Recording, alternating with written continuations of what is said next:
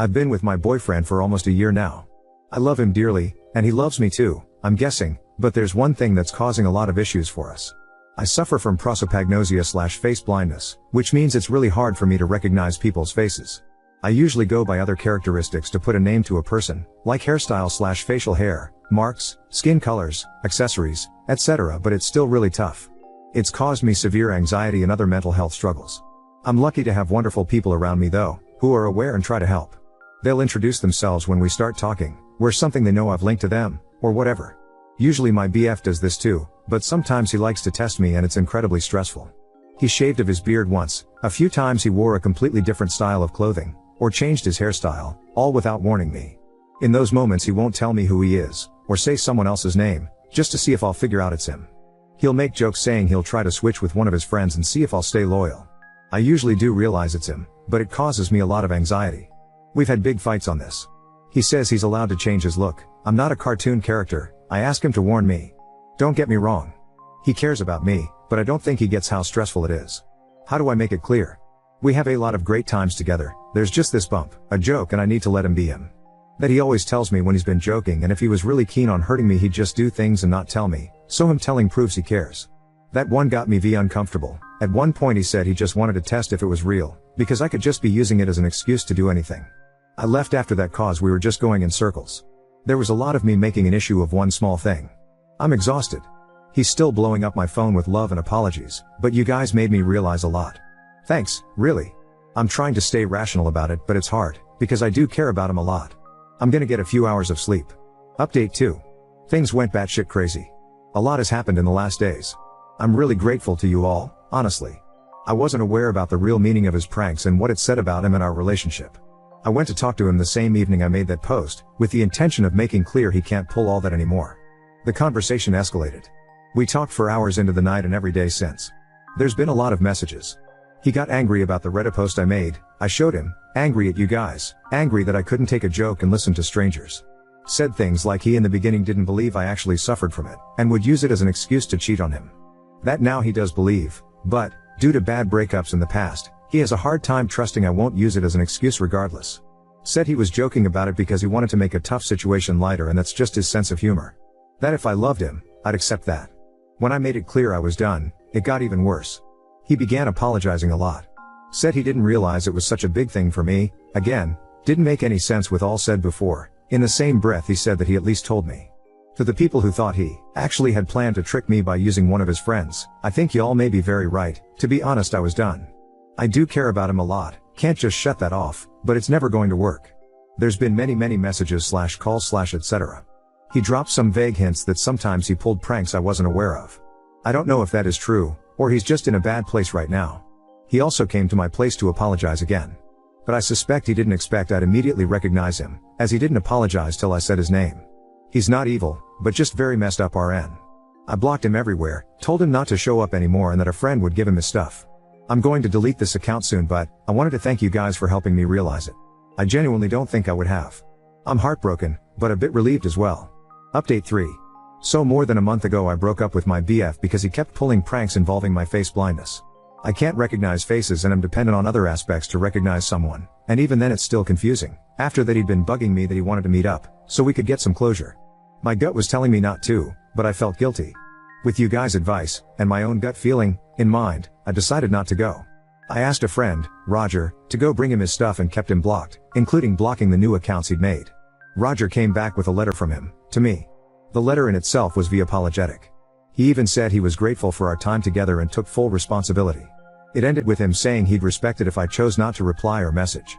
Honestly, a lot of very respectful words. I still decided not to get in touch. Still trying to get over the breakup myself, but I did appreciate it, till I found out he wasn't letting go like he said. Roger and some other mutual friends let me know he was asking them about me a lot, if I had read the letter, if I was seeing someone else already, and so on. Couple of days ago he showed up at my place. He was clearly not sober and upset. He just seemed so broken, so I, stupidly, let him in. For a while he was just being miserably nice, while I got him water and stuff. But the more sober, the more angry he got. At that point I messaged basically everyone I knew to come. I didn't think he'd hurt me, but I didn't feel comfortable being alone with him regardless. Among the many accusations of me not even having the decency to reply, that I clearly never cared about him and that I was a horrendous person, he told me I cheated on him and didn't even know it, so how could I blame him for not trusting me? I'm not gonna lie, I was trying to stay calm but failed. And I know I should have not lost my cool. I screamed at him, asked him what he was talking about. Apparently on a night out with him and others, he asked his friend Mike, who knows of my face blindness and has similar characteristics as my ex, apart from a different voice and smell, to swap out with him, and kissed me. And I didn't know. I don't know if he's lying or not. But knowing I was drinking and in a crowded, loud room, I know it's a possibility. Especially since Mike tried to kiss me another time, though then I immediately realized it was him and lost my shit at him. When I told my then BF, he was more angry than I had ever seen him, so I'd if that time was a plan as well or not. Either way, Mike is a disgusting human. I know it's just a kiss, but it did make me feel sick to my stomach just thinking about how they might have played me. I told him to get out, he didn't. Luckily it didn't take long for some people to arrive and get him out. I'm endlessly grateful for the people I have around me. I'm staying at my parents' place now, took a break from work and I'm looking into therapy. My mom and dad, who got a tattoo years ago just so I would never doubt it's him, are treating me like a princess, and reminding me of the kindness people deserve.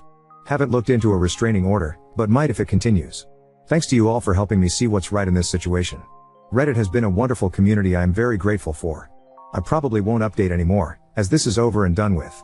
But I'm glad I got to pour my heart out to y'all. We broke up nearly 3 months ago. It wasn't pretty. There were a lot of things not right between us. Among other things, he kept messing/joking with the fact that I have a severe case of face blindness. I wasn't perfect in this relationship either, BTW, not trying to make him the villain. Usually I go by voice, obvious traits and so on. I'm lucky enough to have a lot of wonderful people around me who'll introduce themselves once we start talking, warn me if they change their looks or even wear something that'll help me, like my dad who got a tattoo, just for me, but it's still hard and gives me so much anxiety. So maybe I'm imagining it all? I stayed with my parents and we cousins for a while after the breakup, but since I'm home, I feel like he's still around.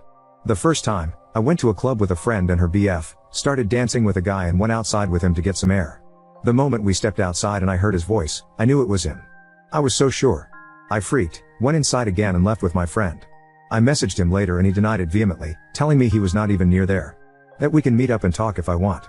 My friend says she's not sure, she was off with her BF and didn't see him. So maybe I am wrong.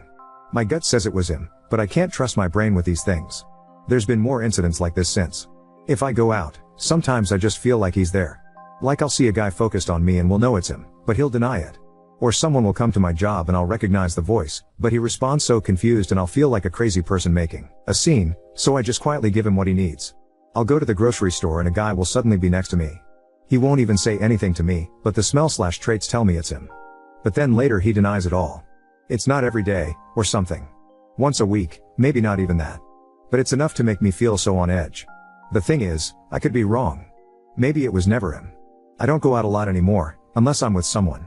I keep my phone in my hand in hopes of snapping a picture to show to my friends.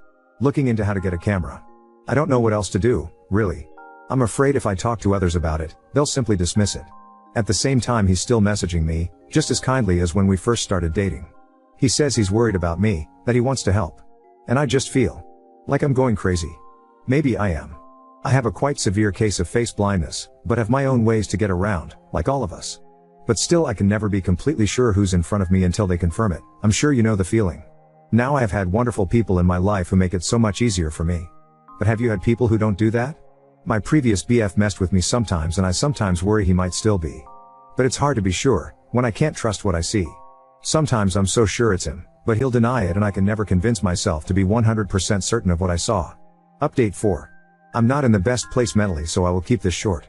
This will also be my last one, as I've taken plenty of your time as is and don't really know what to do with the attention, though I'm extremely appreciative of all the support and advice. I posted here a while ago about how I wasn't sure if my ex was messing with me, and my face blindness, or if I was just being paranoid. I now know it's both.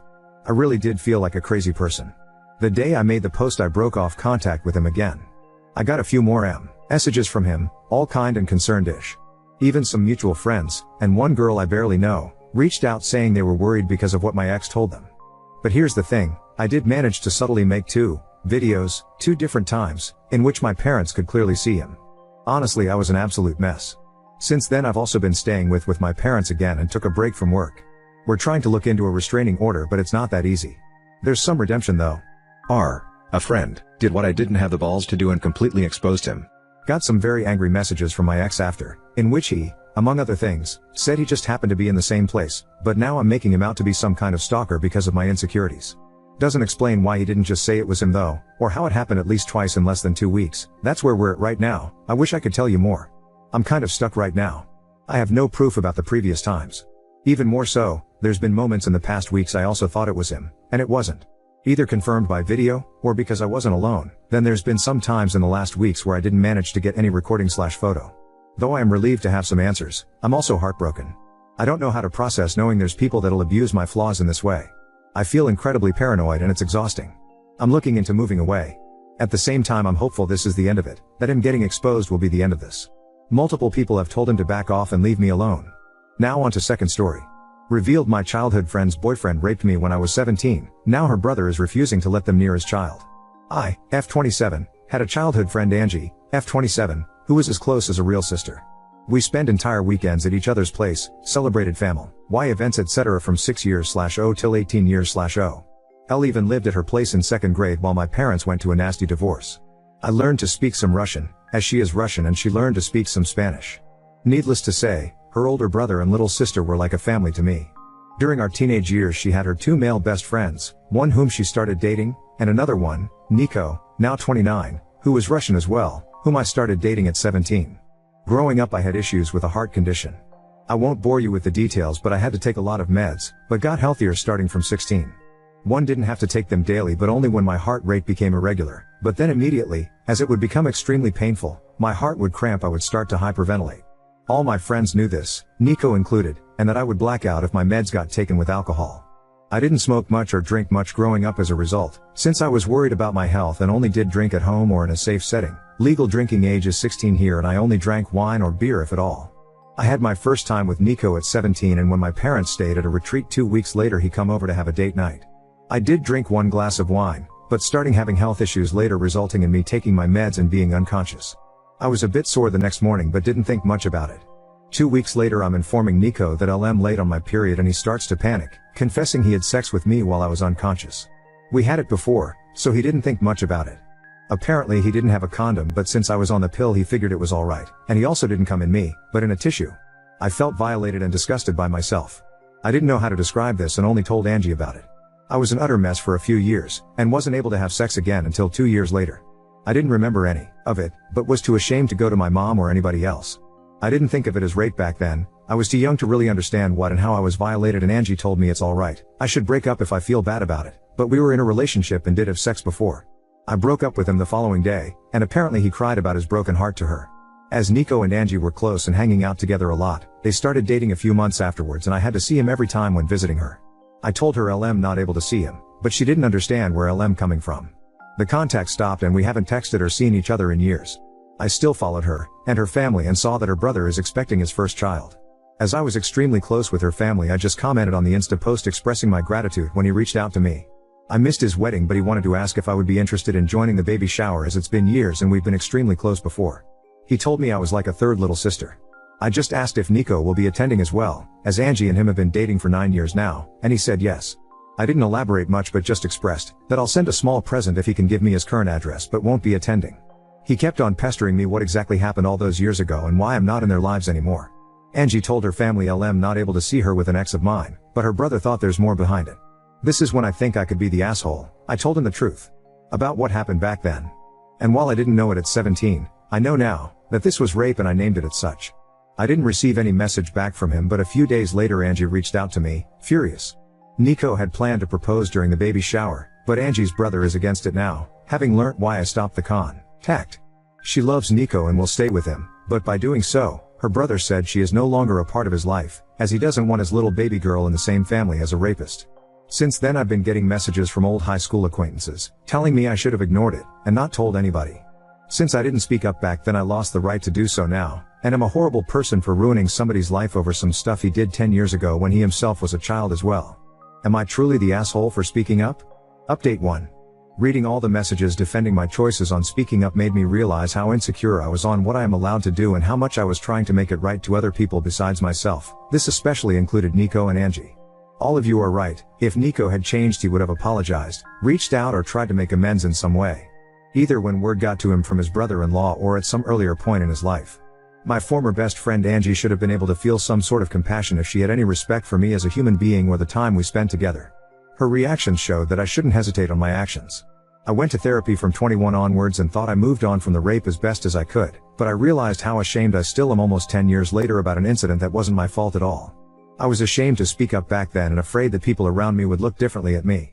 And somehow I still felt bad about speaking up today, so I trying to own what happened to me now and not apologize for other people's behaviors, especially as they don't even show me respect. What happened since then? I archived every nasty message I got on WhatsApp so I wouldn't have to read them, but would have the proof if needed at a later point. Angie's mom called me the following day of the incident, crying. I shouldn't have answered the phone, but during the 10 years of friendship I saw her as an aunt, almost a second mom. She always joked that while her children would run around the house doing whatever, I would always take the time to drink a tea and talk with her, showing her more love and time than her actual children. While she said she's sorry for what has been and for what I went through as a child, she couldn't believe that I would ruin Angie's happiness over something like that. With Angie's brother refusing to have Nico as part of the family and Angie standing by Nico's side, it's divided their family and she is heartbroken. She has grown to love Nico like family as well and has known him for nothing more than a considerate young man who she knows will make her daughter happy. It wasn't nasty names or angry talk, just a heartbroken mother who faked to acknowledge my pain and saw the fault in me. Angie's mom tried to get me to apologize or to take it back, but I refused as I don't see the fault in me. With everything that has happened, I believe that Nico hasn't changed and is just hiding it better somehow. He can see how people are standing by him and supporting his behavior so he won't have to change.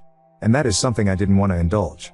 Angie's mom not even one used the word rape, and I tried to correct her every time she talked about it. Trying to name it for her to understand better, but she would just start sobbing more and it didn't make sense for us to continue to talk. Angie's mom used to be in contact with mine for some time, and she reached out to her after our talk. I was afraid that my mom would find out, since she's from a more conservative background. We had a long talk and I didn't get to see her, physically, yet, but she apologized for not being there for me or not making me feel like I can talk to her. I tried to calm her as best as I could, but when she asked me if my current partner knows I was used like that, I got angry. She was scared my partner would leave me if he found out, implying it was something that made me less precious or appealing. When she asked me to keep it a secret from our family abroad and in our country, I hung up. She was acting exactly the way I was afraid she would, as if it's something shameful. It was especially hard as I am trying my best to move away from the feeling of shame. She has since apologized, but it's clear that her view of me has changed. I don't yet know how to deal with it, but that's something to worry about in the next few weeks. As some of you suggested, I wrote Angie's brother, Sven, again and apologized for the mess, but I'm glad that it is out in the open and how proud I am that he's defending his family. I asked if his old email is still working as I would just send a gift card. He didn't respond, but I got a message from his wife 2 days ago. She thanked me for speaking up and informing them about Nico. There were apparently had a few moments that made her uncomfortable, some jokes Nico made, and in retrospective she can see why. Sven apparently informed her the moment he got my initial text, and both of them have since seen Angie but not Nico. She refuses to be in the same room or house as him, and same goes to their unborn daughter. Sven and Angie's mom has been at their place multiple times to beg to forgive Nico, and Sven caved a little. Angie and Nico will get married, Sven will attend but his wife will not. He is allowed in the family but not in contact with either Sven's wife or daughter. Those restrictions are not for Angie. Sven was suffering trying to ease his mother's worries and is not able to take a stand and cut them out completely. This is a compromise they made without his wife's approval, and she told me she's trying her best to cut them out of their life indefinitely. She wanted to move back, closer to her family as well, and thinks this is a perfect opportunity but isn't sure if she can follow through. His wife told me she's terribly sorry for all the issues that I'm my way, and it has been a lot trying to handle the situation on their side. Sven knows it's not my fault, but he doesn't want contact. It's hard for him to talk or see my name because even though he knows I'm not the guilty party, in some way I was the bearer or bad news, and he sees me as the start of all this drama.